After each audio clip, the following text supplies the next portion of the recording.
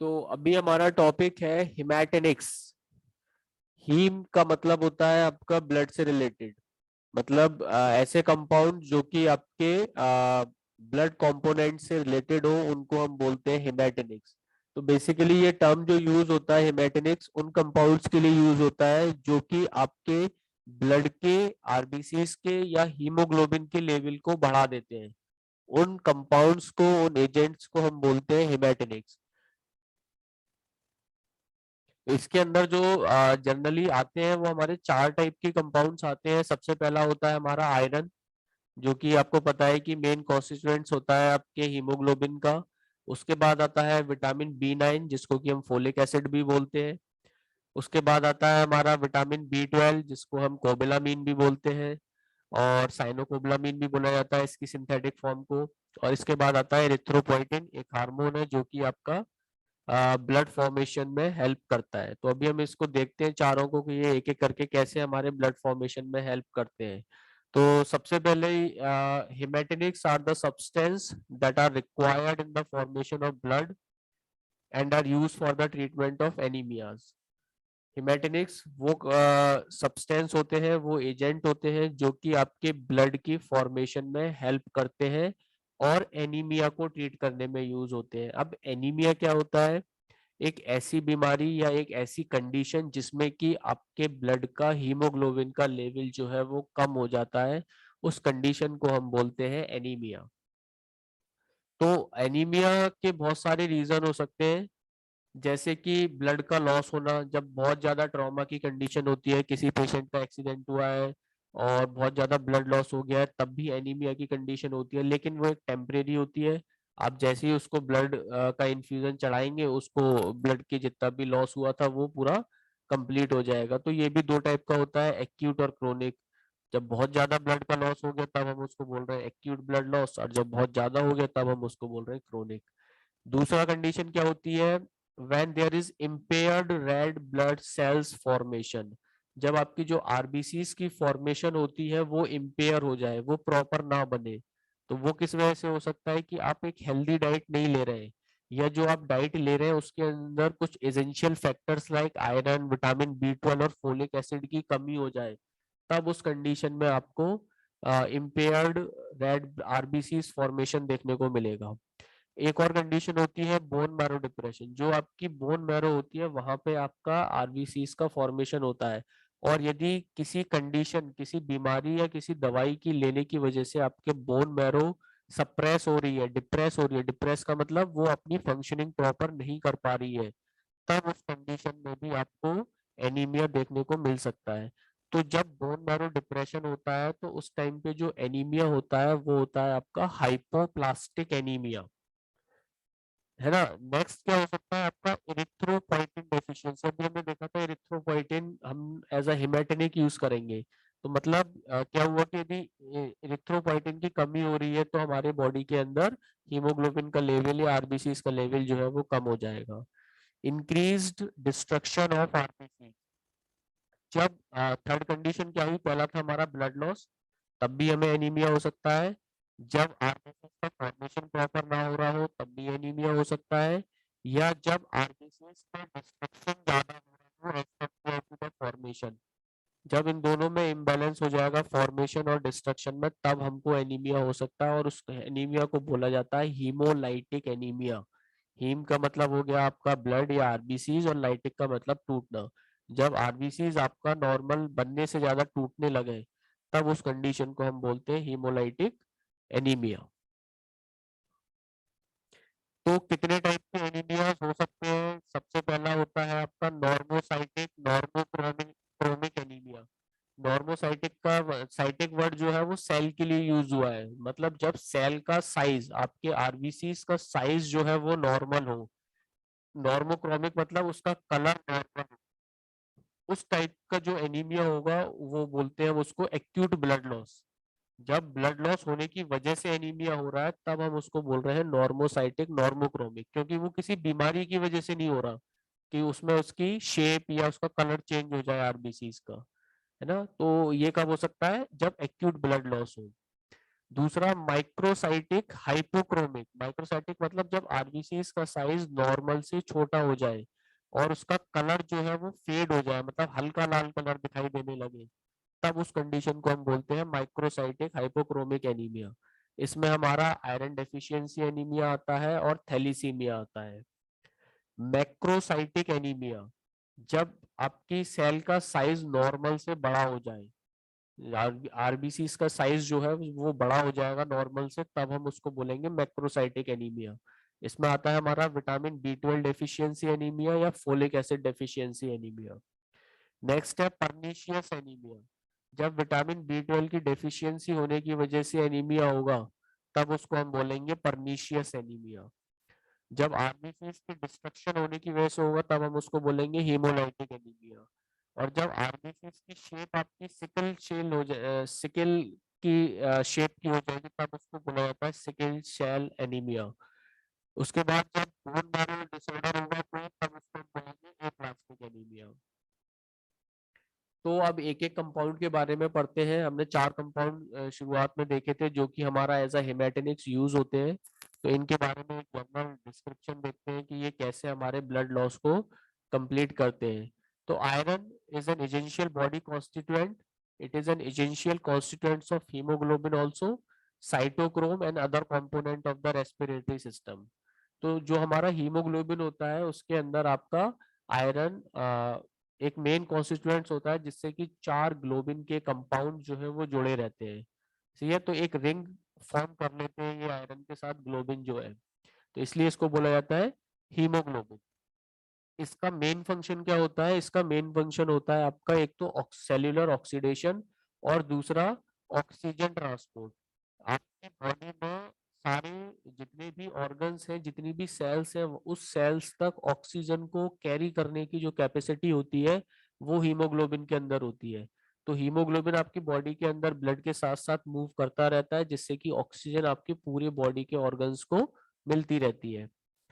Depletion of the iron stores में result of iron deficiency anaemia, यदि आपकी body का आयरन का लेवल कम हो जाएगा तो उसमें आपको आयरन डेफिशिएंसी एनीमिया देखने को मिलेगा।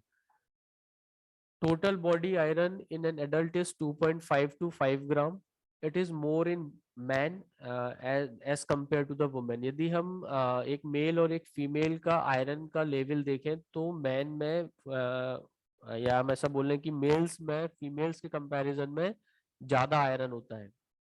और इस आयरन को भी यदि हम डिस्ट्रीब्यूट कर दें पूरे बॉडी ऑर्गन्स में, जितने भी आपके ब्लड के कॉन्स्टिट्यूएंट्स हैं, तो हीमोग्लोबिन में वो आयरन होता है 66%। आयरन एज अ फेरिटिन और हीमोसिडिन की फॉर्म में सेव होता है 25%। मायोग्लोबिन में 3% की फॉर्म में होता है, और आपका जो पैरेनकाइमल आयरन होता है वो आपका 6% स्टोर होता है इन द फॉर्म ऑफ एंजाइम्स। अब इसकी डेली रिक्वायरमेंट कितनी होती है? एडल्ट मेल के लिए 0.5 to 1 mg या 13 माइक्रोग्राम पर केजी। एडल्ट फीमेल के लिए 1 to 2 mg या 21 माइक्रोग्राम पर KG during the menstruation period, क्योंकि उसमें ब्लड का लॉस होता है। इन्फेंट्स में ये ज्यादा होता है, सॉरी कम होता है as compare to the male और फीमेल, 60 माइक्रोग्राम पर केजी। चिल्ड्रंस में 25 माइक्रोग्राम पर केजी होता है, और प्रेगनेंसी के टाइम पे इसका जो रिक्वायरमेंट होती है वो बढ़ जाती है इन द लास्ट 2 ट्राइमेस्टर, जो लास्ट के 6 महीने होते हैं उसमें बढ़ जाती है, वो रिक्वायरमेंट हो जाती है आपकी 3 to 5 mg। अब क्या क्या सोर्सेज हैं जिससे कि हम आयरन, जो कि यदि किसी पेशेंट में एनीमिया की कमी है या एनीमिया है, तो उस कंडीशन में उसकी आयरन की डेफिशिएंसी को पूरा करें। तो अगर बात करें सबसे ज्यादा रिच आयरन सोर्स कौन कौन से होते हैं? लिवर होता है, एग यॉक होता है, ड्राई बीन्स होते हैं, ड्राई फ्रूट्स होते हैं, व्हीट जैम होता है, और ईस्ट होते हैं। ऐसे ही मीडियम डाइटरी सोर्स की बात करें तो इसमें मीट आ जाता है, चिकन आ जाता है, फिश, स्पाइनेच मतलब पालक, बनाना और एप्पल। पुअर डाइटरी सोर्स की बात करें मतलब जिनमें बहुत कम मात्रा में आयरन होता है, उसमें जैसे मिल्क हो गया आपका, और इससे प्रोडक्ट हो गए लाइक पनीर हो गया, खोआ हो गया, दही हो गया, एंड रूट वेजिटेबल्स। इनके अंदर क्या है? आयरन होता तो है लेकिन बहुत कम होता है।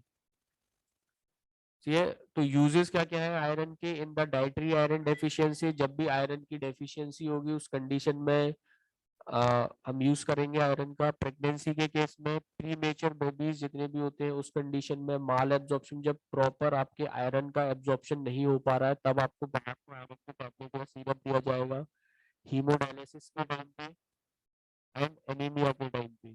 तो ये जितनी भी कंडीशन है इसमें हम बाहर से पेशेंट को सिंथेटिक आयरन की फॉर्म देते हैं in the form of tablet और in the form of syrup और sometime in the form of injection also. इसके बाद नेक्स्ट जो कंपाउंड है वो है हमारा विटामिन बी12। इसको कोबिलामिन भी बोला जाता है और एंटी पर्निशियस एनीमिया फैक्टर भी बोला जाता है। It occurs as a red crystal and synthesized in the nature only by microorganism, plants and animals acquire it from them. तो ये जो होता है वो रेड क्रिस्टल की फॉर्म में सिंथेसाइज होता है नेचर में। विटामिन बी 12 जो है वो माइक्रो ऑर्गेनिज्म के थ्रू बनाया जाता है और जितने भी प्लांट और एनिमल है इसको वो माइक्रो ऑर्गेनिज्म से ही लेते हैं, वो अपना सिंथेसाइज नहीं कर सकते। ठीक है, इसका मोड ऑफ एक्शन क्या है कि ये किस तरीके से काम करता है। Vitamin B 12 is essential constituent of the human diet being necessary for DNA synthesis and the consequently for the cell proliferation। आपको पता है कि विटामिन बी 12 क्या कर रहा है, आपका एक एसेंशियल कॉन्स्टिट्यूएंट्स है जो कि डीएनए की सिंथेसिस में हेल्प करता है। तो हर एक सेल का अपना एक डीएनए होता है, तो जब डीएनए की सिंथेसिस प्रॉपर होगी तो ऑब्वियस सी बात है सेल का प्रोलिफरेशन प्रॉपर होगा। सेल का प्रोलिफरेशन प्रॉपर होगा तो उससे क्या होगा कि जो ग्रोथ होगी सेल की वो बढ़ेगी, सेल की ग्रोथ बढ़ेगी तो ऑर्गन की ग्रोथ होगी और अल्टीमेटली पूरी बॉडी की ग्रोथ होगी। इसलिए विटामिन बी 12 ब्लड के लिए, आरबीसीज के लिए बहुत जरूरी है, कॉन्स्टिट्यूएंट्स होता है। Vitamin B 12 is important in the normal functioning of the nervous system due to its role in the synthesis of myelin and the maturation and development of the red blood cells in the bone marrow। तो आपके nervous system की proper functioning होने के लिए भी vitamin B 12 की जरूरत होती है। आपने बहुत सारे डॉक्टर्स का प्रिस्क्रिप्शन देखा होगा या आप देखें तो उसमें देखेंगे जब वो किसी पेशेंट का मल्टीविटामिन प्रिस्क्राइब करते हैं तो उस कंडीशन में विटामिन बी 12 उसमें जरूर होता है। क्यों? क्योंकि वो विटामिन बी 12 उनके नर्वस सिस्टम को स्ट्रेंथ प्रोवाइड करता है। कैसे करता है कि वो जो आपकी नर्वस सिस्टम की लेयर होती है, आउटर लेयर होती है, माइलिन शीट जिसकी बनी होती है, उसकी सिंथेसिस में हेल्प करता है। तो आपकी बॉडी में यदि विटामिन बी 12 की कमी है तो आपको नर्वस सिस्टम से रिलेटेड डिसऑर्डर देखने को मिल सकते हैं। इसके डाइटरी सोर्स क्या क्या है? लिवर हो गया, किडनी हो गया, सी फिश हो गए, एग या हो गया, मीट, चीज होती है और लेग्यूम्स। लेग्यूम्स बोला जाता है जितने भी आपके मटर या फली वाली जो सब्जियां होती है उनको बोला जाता है लेग्यूम्स। इसकी डेली रिक्वायरमेंट क्या होती है नॉर्मल इंडिविजुअल में? 1 to 3 माइक्रोग्राम, और प्रेगनेंसी और लैक्टेशन के टाइम पे ये बढ़ जाती है, वो हो जाती है 3 to 5 माइक्रोग्राम। नेक्स्ट है आपका विटामिन बी 9 या folic acid.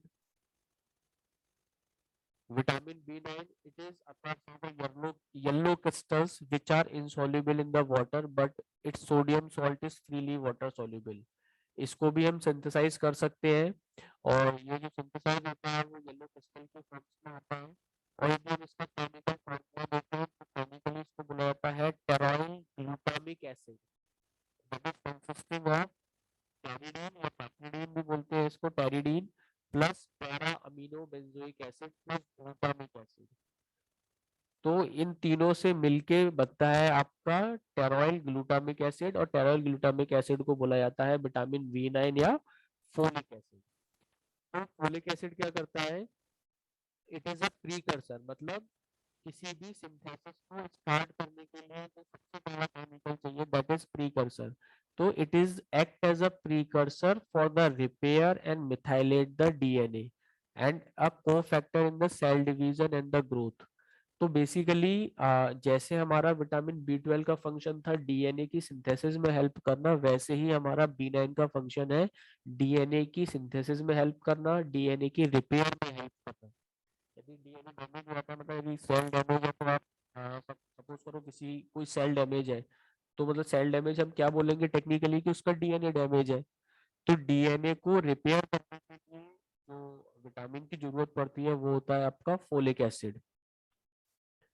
So at the time of infancy, जब मतलब बच्चा बहुत छोटा होता है, इन्फेंट होता है, उसकी ग्रोथ के लिए और प्रेगनेंसी के टाइम पे फीटस की ग्रोथ के लिए folic acid doctor generally prescribe करते हैं। Folate is itself inactive.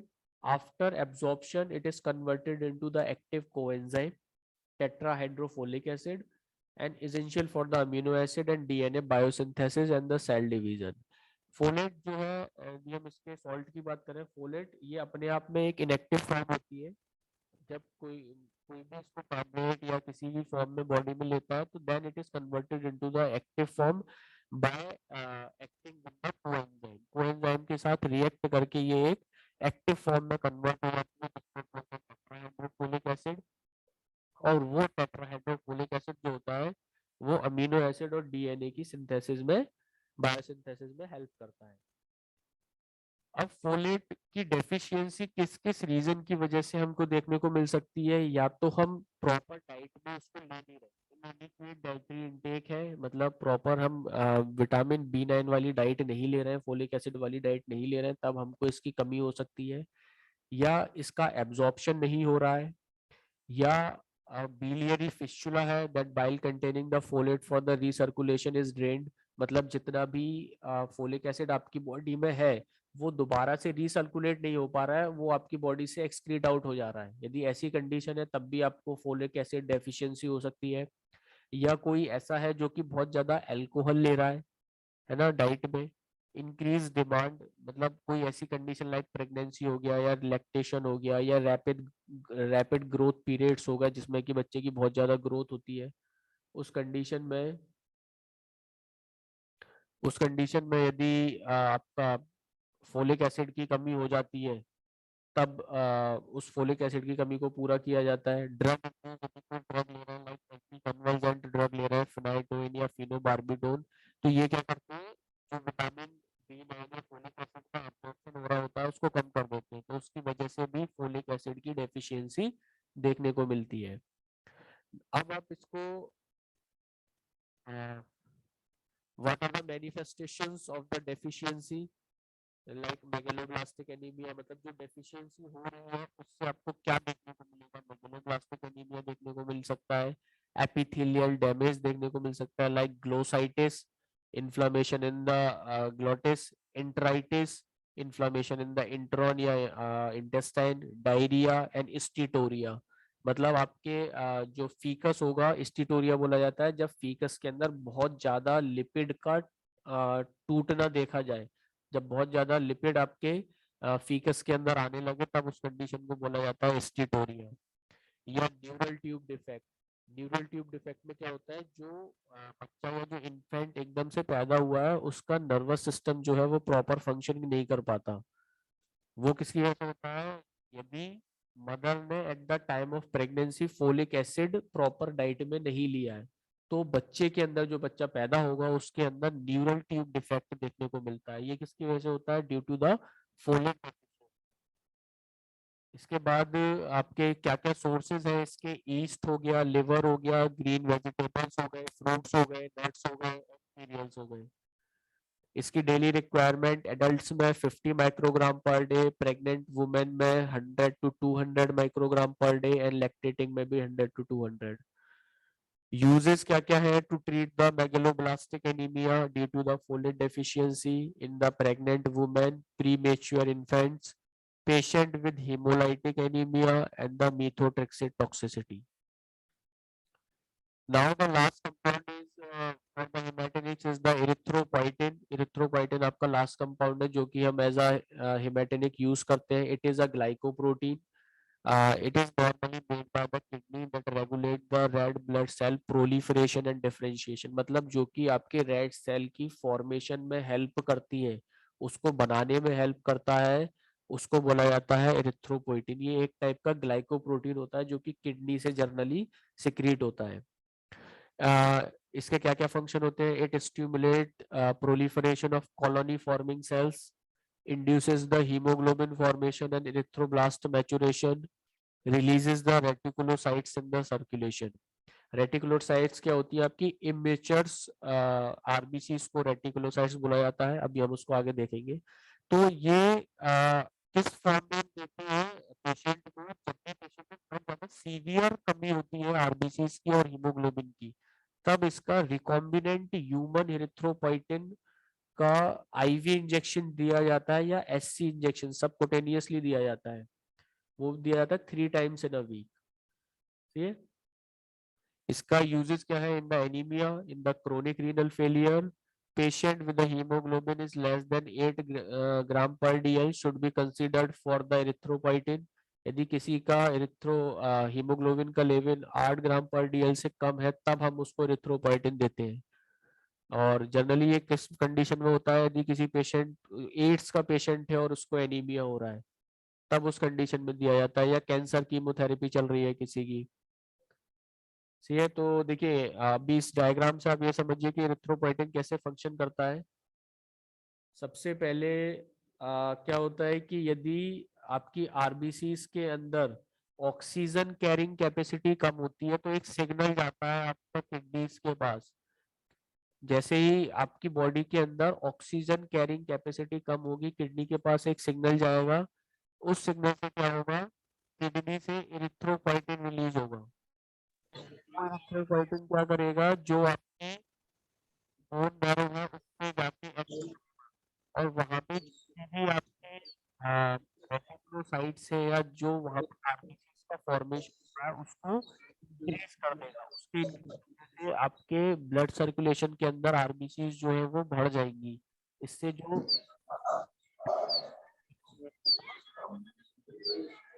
जैसे ही ऑक्सीजन की कमी होती है वहां से एरिथ्रोपोइटिन रिलीज होता है, वो एरिथ्रोपोइटिन रेड बोन मैरो पे काम करता है और वहां से आरबीसीज के फॉर्मेशन को इंक्रीज कर देता है। ये देखिए ये आपके एक आरबीसी का फेज है कि कैसे कैसे एक आरबीसी बनती है। सबसे पहले स्टेम सेल के अंदर हीमोसाइटोब्लास्ट होता है, हीमोसाइटोब्लास्ट कन्वर्ट हो जाता है प्रोएरिथ्रोब्लास्ट में। प्रोएरिथ्रोब्लास्ट की फेजेस होती है जिसमें वो अपने को चेंज करती है, early erythroblast, late erythroblast. Late erythroblast के बाद आपका बनता है नॉर्मोब्लास्ट। एंड नॉर्मोब्लास्ट के बाद क्या होता है कि जो न्यूक्लियस होता है सेल के अंदर वो निकल जाता है, तब वो बनाता है रेटिकुलोसाइट। इस रेटिकुलोसाइट्स को हम बोलते हैं इमेच्योर आरबीसी, और ये इमेच्योर आरबीसी बाद में लास्ट में फाइनली कन्वर्ट हो जाती है एरिथ्रोसाइट में, जिसको कि हम बोलते हैं आरबीसीज। इसको इस डायग्राम से भी समझा जा सकता है कि स्टेम सेल से आपके अलग अलग जो सेल्स बनती हैं, ब्लड सेल्स, जैसा कि हमने फर्स्ट सेमेस्टर में देखा भी था कि आपका बोन मैरो से जो स्टेम सेल्स निकली उस स्टेम सेल से इरिथ्रोब्लास्ट जो होगी वो आपका इरिथ्रोसाइट की फॉर्मेशन करेगी। माइलोब्लास्ट जो होगी वो न्यूट्रोफिल्स, ईसिनोफिल्स और बेसोफिल्स का फॉर्मेशन करेगी। इनको कंबाइंडली बोला जाता है ग्रेन्युलर ल्यूकोसाइट्स, क्योंकि इनके अंदर ग्रेन्यूल्स पाए जाते हैं। स्टेम सेल से मोनोब्लास्ट से आपका मोनोसाइट का फॉर्मेशन होगा, लिम्फोब्लास्ट से लिम्फोसाइट का फॉर्मेशन होगा, इनको बोला जाता है ए ग्रेन्युलर। और ये सारी की सारी जितनी भी आपकी माइलोब्लास्ट, मोनोब्लास्ट और लिम्फोसाइट लिम्फोब्लास्ट से बन रही है उनको बोला जाता है व्हाइट ब्लड सेल्स। फाइनली जो आपकी मेगा कैरियोब्लास्ट होता है उससे आपका मेगा कैरियोसाइट बनता है और उससे फाइनली बनती है आपकी प्लेटलेट्स। तो ये आपके ब्लड के कंपोनेंट्स को बनाती हैं, प्लेटलेट्स हो गई, लिम्फोसाइट्स हो गए, मोनोसाइट्स हो गई, इरिथ्रोसाइट्स हो गई, ये सब क्या है हमारे ब्लड के कंपोनेंट है। तो ये हो गया आपका हेमाटेनिक्स।